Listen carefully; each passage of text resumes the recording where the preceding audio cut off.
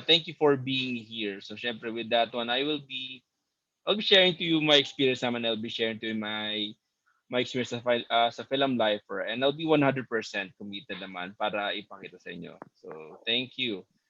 So, let me just share my screen today. Yan.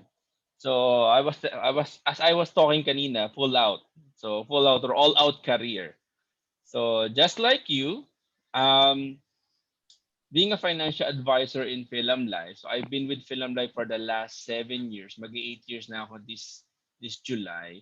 And I treat every seminar and I treat every meeting a new experience. So I just want to request lang na just to open your mind and open your heart kasi I am sure naman na marami nang naituro sa inyo si DJ and si Red mula kanina ng 2 o'clock, and I'm just here to add more value. Okay? Ayun. So, pag sinabing full out, so it's an adjective pala, it means complete and total. So, when I decided to be in film life, sinabi ko naman sa sarili ko na bago ko gawin tong bagay na to, gusto ko buo ang loob ko. So, that's why when I jumped in 2013, talagang no hesitation, wala nang, kumbaga, no more holding back. So, and who am I? So, just to give you a background, I am an ECE graduate. So, I'm an engineer by heart and by bachelor. So, I had 5 years experience in the field of engineering before jumping into being a film life financial advisor in July 2013. I'm also a competitive swimmer. So, nung kabataan ko, mahilig ako sa sports. So, medyo yung drive ko to be excellent and drive ko to be successful medyo malalim kasi gusto ko competitive swimmer nga eh. So sa competitive swimmer you want to win, you want to be the best of the best. So aside from that, I am a family man. I am a loving husband to my wife Chriselle and also a role model to my two kids, two young boys, si Ethan and si Evan. So sa mga nakakita sa akin personally, alam mo, so nagpa-follow sa akin sa Instagram, Facebook stories ko, madalas ko hina-highlight yung activities ko with these kids. Kasi lalo na ngayon, pandemic, yun naman yung pinaka-valuable sa akin and I'm very happy na yun nga, I have a lot of time with them. Before pandemic, even when I was young, I love to travel. I love to travel around the globe, around the world because of one thing, I love to eat. So I'm a foodie, I love eating anything. So lalo na pag nagka-travel ako because I want to experience food. Yung iba nagtra-travel because they want to go shopping. Pero ako, I travel because I want to eat. I want to experience ano ba talaga yung authentic food sa isang bansa o sa isang lugar. I also am a student of life. So although I graduated as an engineer, I understand na education doesn't end after you leave the four corners of your school hall. So education continues. Hanggang ngayon, I'm still learning. And I'm learning kanina sa pakikinig lang sa inyo. Kaya ganung maliit na bagay, natututo ako.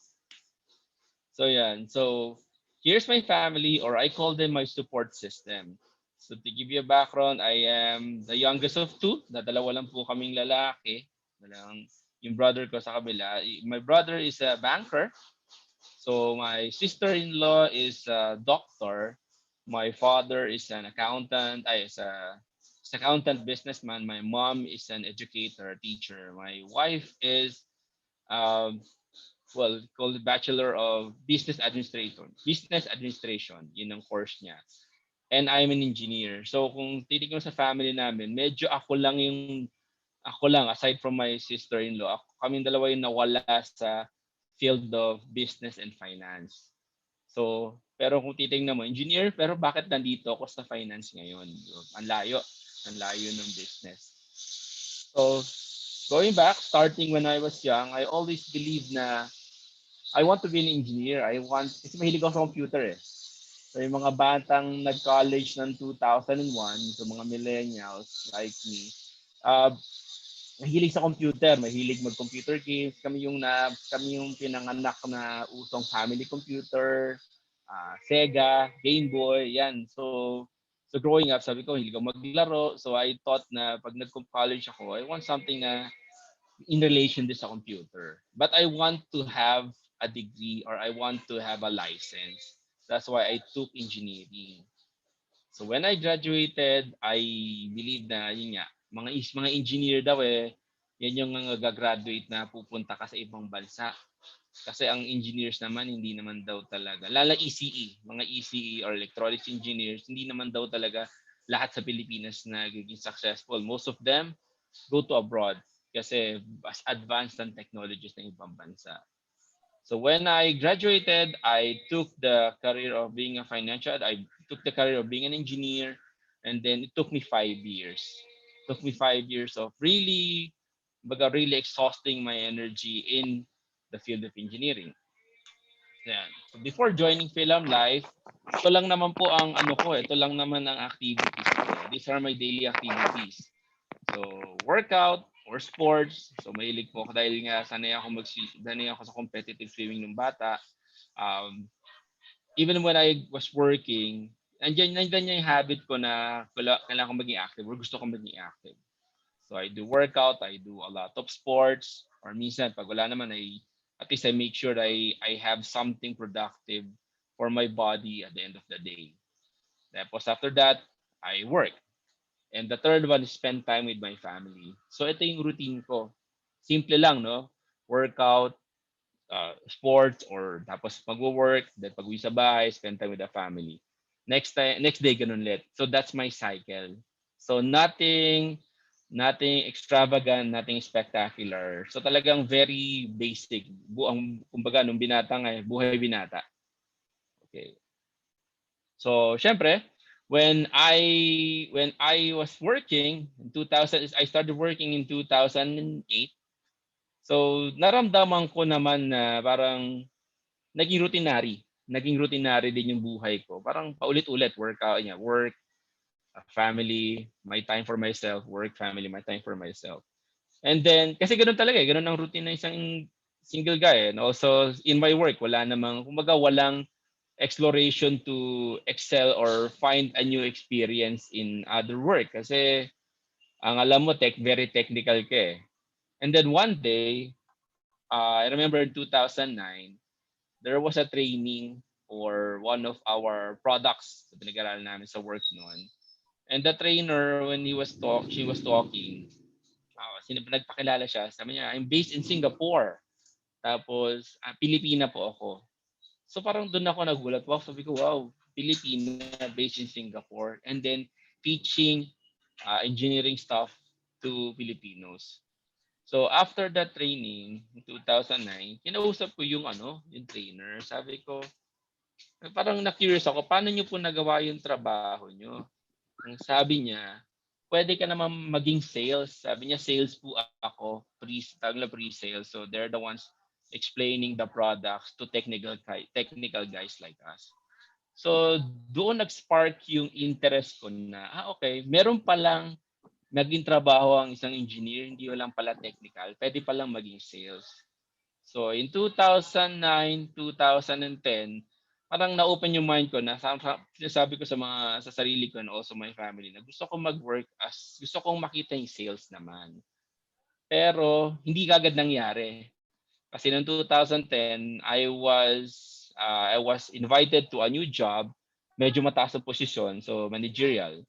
So doon ako natumagal. 2010 to 2013, I was working into an international firm.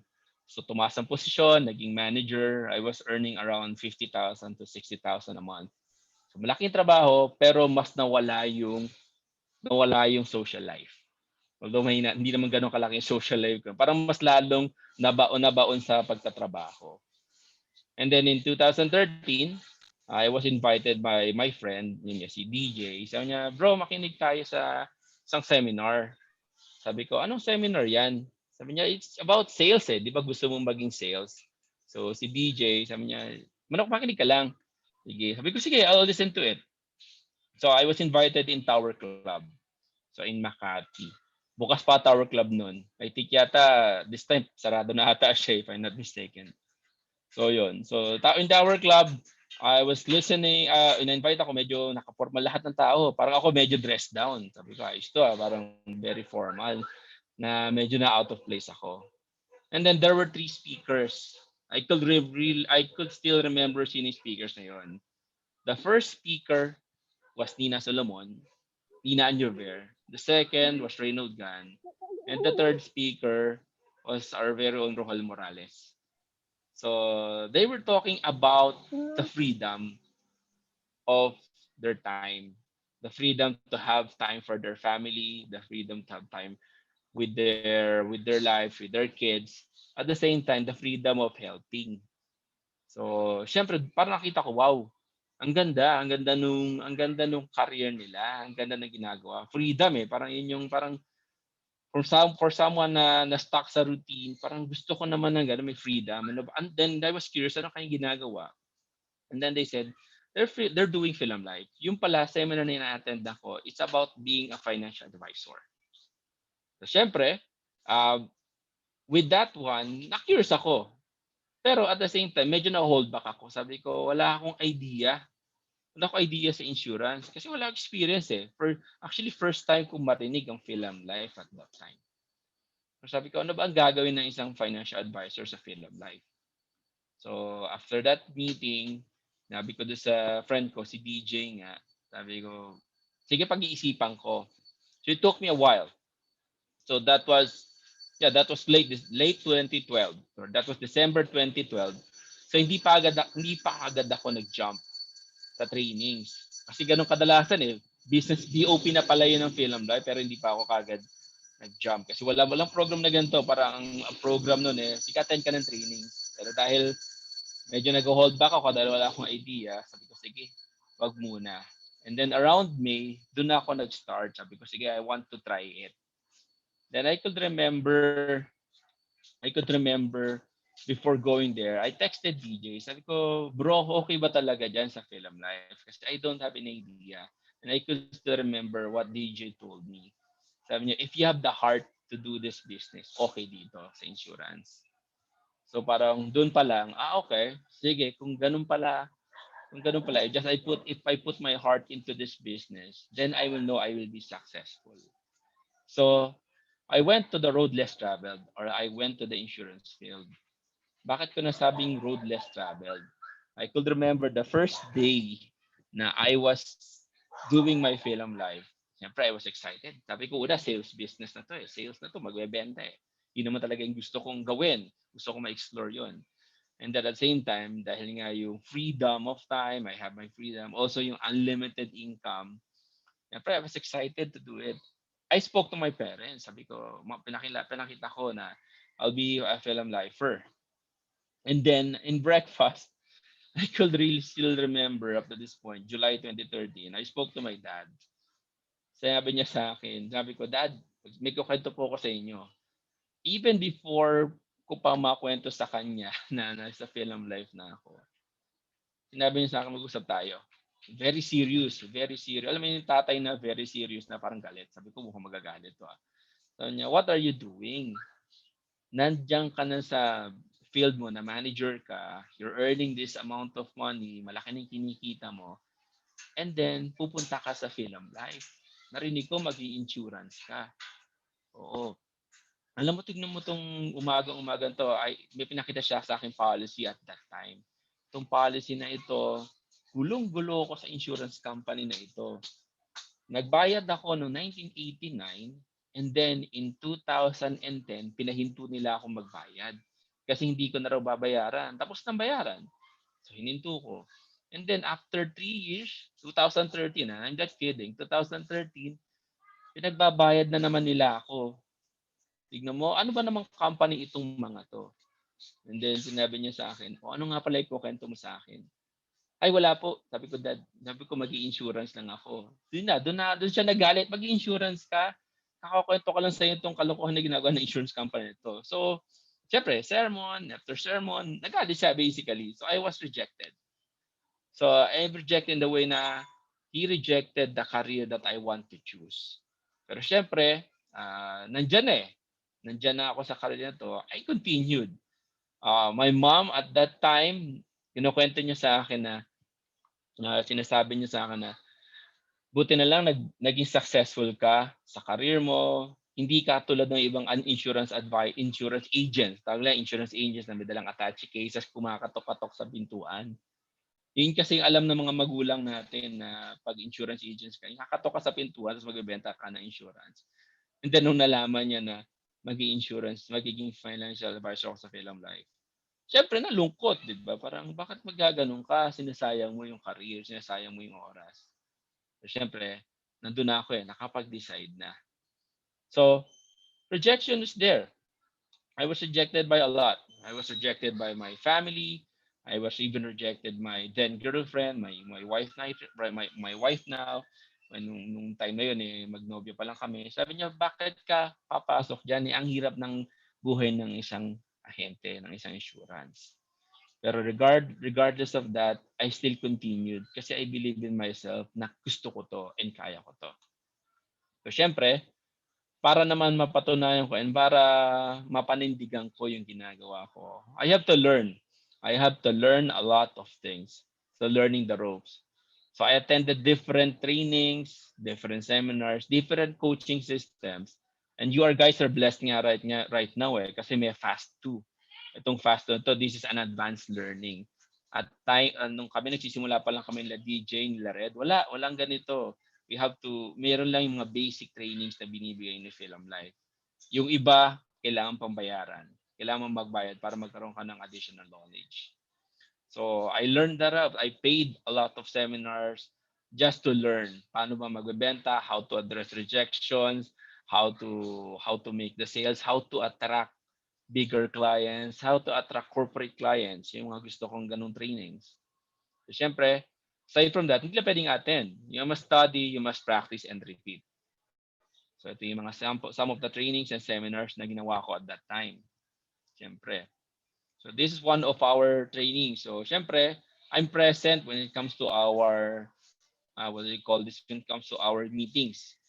So some of our unit meetings back then, ginagawa sa out of town. So I was present, I have to be active. Kasi with unit meetings and like A sessions, if you're present, you learn from the mistakes of your colleagues And you learn also from the success of your colleagues. Para makita mo na, oh, may ganito ako experience before, paano ko siya maayos? So ma-attend ako ng ganyan, paulit-ulit. So lahat ng trainings, lahat ng seminars, I am active. Yeah. So these are some of the trainings, some of the orientations, even BOPs.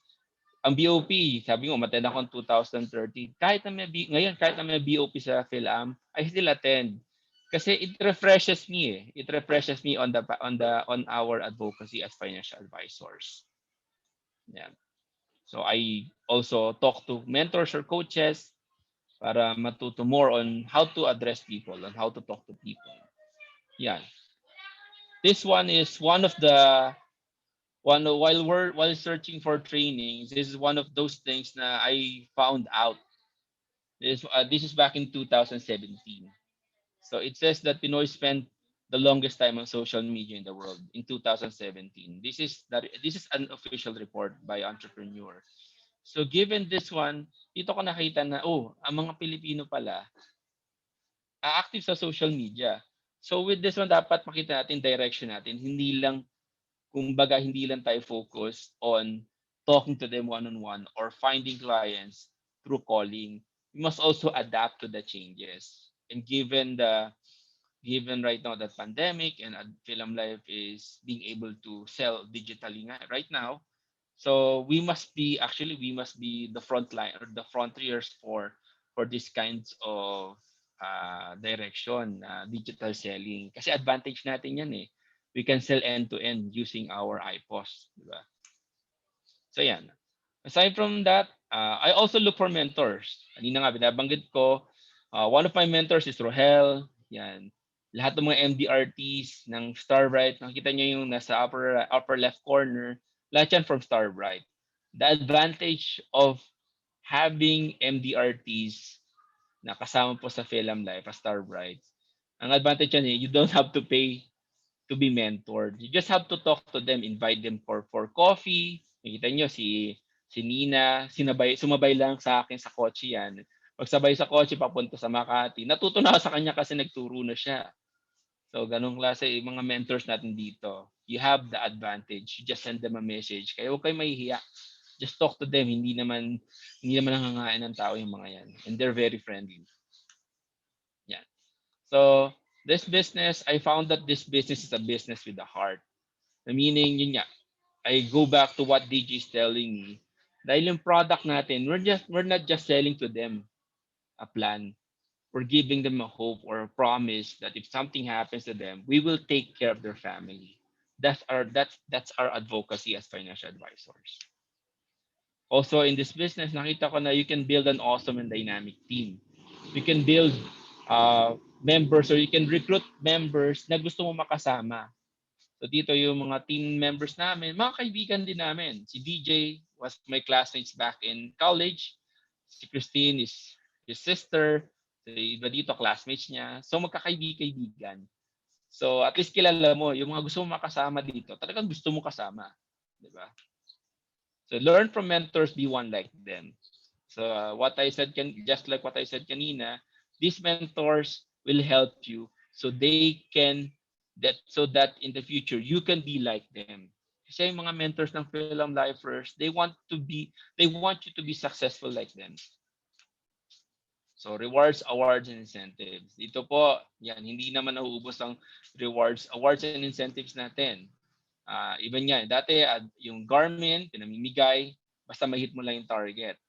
So MDRT conventions, ito ang mga incentives na nagugustuhan ko and we can do it. This is one of the highest, the highest award that I was able to get was being part of the top 1% of Film Life to be a presidential club. So ito po lahat sasagutin ni Film Life yan. Sagot lahat ng mga incentives natin. So learning never stops. Because of this one, I was able to expand my horizon Kwento nga kanina, education doesn't stop, di ba?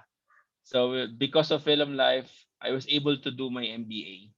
So currently right now, I'm on my last semester of my MBA and I'm able to do that because of Film Life.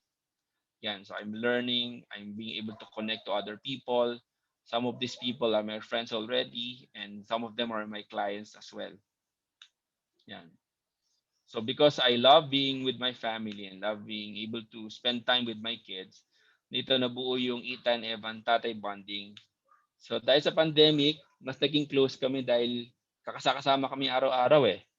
So yan, before my eldest Ethan, kasakasama ko siya sa labas pag coffee. Ngayon kasakasama ko siya sa farm. Yan. So this is my two kids yan dahil wala pong swimming pool ngayon, kahit sa maliit na kahit sa maliit na inflatable pool lang nagagawa namin mag-bonding. Yan, quality time with my wife as well. So because of our career, yung date minsan hindi na kailangan i-schedule kahit anytime basta may oras or basta tapos ng work nagagawa namin. Yan. So as you can see, we can travel abroad as well na hindi mo masyadong iisipan magkano ba yung babudgetin mo pag biyahe. Yan. Time for myself. Dahil nga mahilig naman ako maging active. This was before pandemic, I was able to go to the gym. And dahil sa Film Life Vitality, syempre discounted, di ba? Ang laki ng discount natin. I'm just paying 1,800 for Gold's Gym. Di ba? Compared sa paying a lot. Yan. So my kind of vacation trip. Because of our career as well, I was able to do the trips that I want to do. I was able to go to the places that I want to do. Ang sasagutin mo na lang dito yung inter-trip. Kasi most of the time, pag nakakwalify ka naman sa trip natin, sagutin na ni Film Life yung entry mo tsaka return trip. So yung pagbiyahe mo lang ng cross-country, yun lang ang gagastusin mo compared to spending everything. Yeah, because of this trip as well, there are times na may sasama ang family. So yung anak namin, na isama namin sa UK. Yan. All expense paid. Yan. So family time is quality time.